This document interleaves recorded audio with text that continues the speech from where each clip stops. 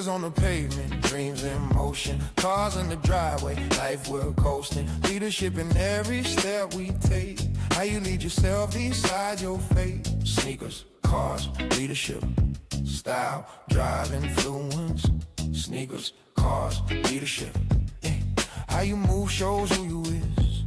We talking footwear and rides, but it's deeper than that. How you walk through pressure, how you steer through the gaps. Leading self before you ever led a team. Discipline and the quiet vision in the unseen. Friendships built strong, trust over time. Marriage and purpose, hearts aligned. Parenting with presence, showing the way. Leading by example every single day. Influence over title, respect over control. Community impact, mind, body, soul. From the streets to the boardroom, faith in the plan. Mentorship matter, reaching back, lending a hand. Sneakers laced tight, cars ready to roll. Leadership starts with mastery of self-control. This is growth, this is purpose. This is how we live. Sneakers, cars, and leadership. Yes, yeah.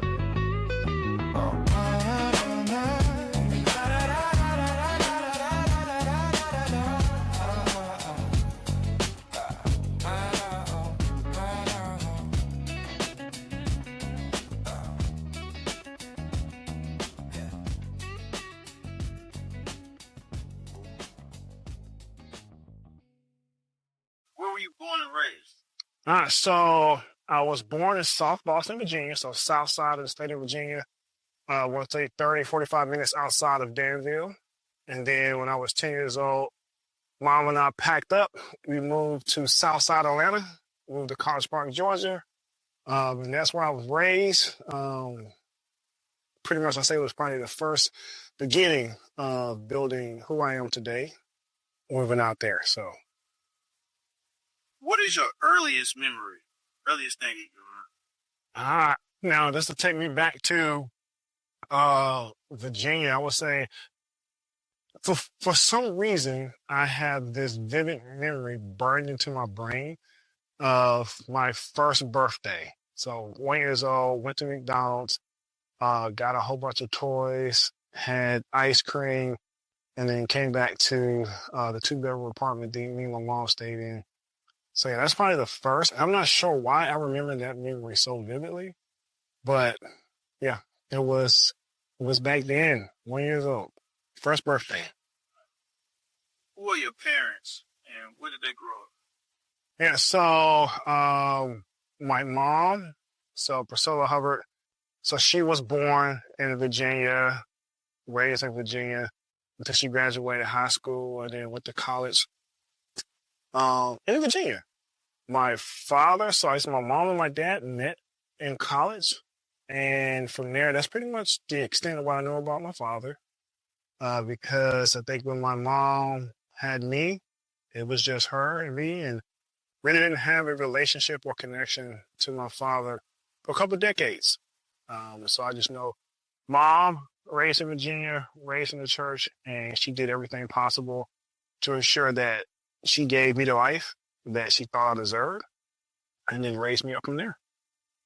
Shout out to mom too. So, what was it like not having your dad around? It was tough. I will say it's one of those things that didn't hit me till later in life. Once I started having kids, because my mom, my grandfather, grandmothers, uncles, they made it a purpose to make sure that I didn't lack from anything from a male or a female perspective. And so it was, and then also they never talked bad about my dad or that whole situation. So it was more so kind of out of sight, out of mind. I mean, at times it would come up. And if my friends would tell me, hey, they're going to spend time with their dad or hanging out with their dad, it would come up. But then I would just go about my day, because for some reason, as I look at it, as I got older, I was suppressing those feelings because I really didn't have anything to attach it to, because there was no me seeing my father walk out the door or me seeing my dad say, hey, I'm coming to pick you up this weekend and not show up. I had none of that. It just was not around. But I had my grandfather, I had my uncles and all them who would, do all the, guy father type stuff, take me camping, hang out with me, show me different things. So, how to be a man, fishing, hunting, all that, hoorah, how to fight, how to hold your own, protect yourself. And so I got a lot of that. It was just the emotional piece that I didn't have, and then didn't realize until I started having kids, really what that effect was, given that I had suppressed that for so long. So I hear you like to travel a lot. Man, you type of guy that likes to get around, like to see the world. So what's some memorable trips? What's some outings that you can get a peek?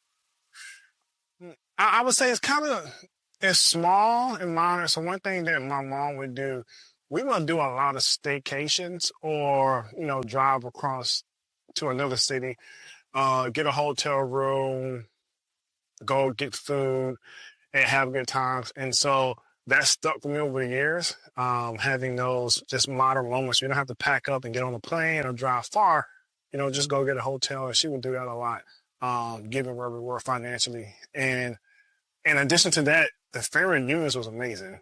Had great family reunions where we would go to either DC one year, on a different part of Virginia, and then different parts of North Carolina. For our family reunion, we would rotate every year. And those are very memorable. I think that's what instilled just family and bonding in me. And so those were some great times. And then even also going to visit my grandfather when he's alive. He was in DC. And so I would, go spend summers with him. And, had great memories out there in DC and learning different things of skinning fish that we didn't caught. Put on stuff, washing cars. I mean, my grandfather, it'd probably take us a week to wash one car because he'll wash the whole outside, let that dry. The next day we come in, we'll clean the inside, let that dry. And the next day we'll wax it, and so on and so on. And so it was just kind of, those were like minor, small memories, not big trips, but just, bonding time. Right. So we're going to keep this, within the times of that period of growing up. So what is some moments of your life that you wish you had closer? It goes back to my grandfather. I wasn't a big, hey, take a picture type person until, again, I had kids and got older. And I wish I had more photos of the times that me and my grandfather had together. And also, too, from the family reunions. Like, they're burned in my brain, and I continue to try to remember them and think about them so that I don't lose them. But I don't have actual photographs of just the fun experience. For example, we had one family reunion in DC where we were at my Aunt Dora's house, and we had, I want to say, 5 or 6 5-foot-long picnic tables, the wooden ones with the chairs with the benches that are attached, and it covered everything with newspapers and all down, just dump barrels and barrels of crabs, full crabs down the table, and really was just snapping and just eating crabs and cracking them open and learning about the dead man and all that type stuff. But I don't have a photo of that moment. And so those are the moments that I wish I had more pictures of.